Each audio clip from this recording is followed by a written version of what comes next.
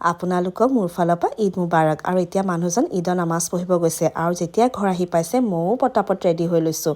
মানে এতিয়া ৰেডি হৈ লৈ দেখিছে না আব্বা পূৰা ঈদি পাই গৈছোঁ আৰু মুখৰ হাঁহি দেখিছে কিমান ফূৰ্তি পাইছোঁ। আৰু লগতে এতিয়া চিকেনখিনি বনাই লৈছোঁ। মানে চিকেন দুটা টাইপৰ বনাম ভাবিছোঁ, এটা গ্ৰেভি আৰু এটা ৰ'ষ্ট। সেইকাৰণে প্ৰথম ৰ'ষ্টখিনি প্ৰিপেৰেশ্যন কৰি লৈছোঁ।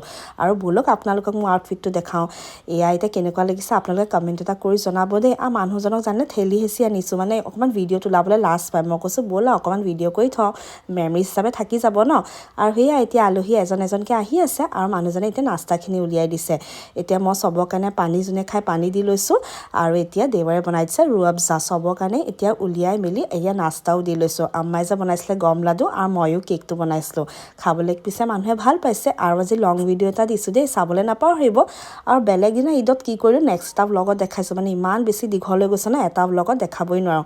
পিছে মাহঁতো আহিছিলে আৰু এতিয়া মাজে মাজে আহি চিকেনখিনিও চাই লৈছোঁ, নহ'লে বেয়া হৈ যাবতো। আৰু কালি কি কৰিলোঁ নেক্সট এটা ব্লগত চাব পাব যে, তেন্তে ছাবস্ক্ৰাইব কৰি যাব। আজিলৈ আহিছোঁ, বাই।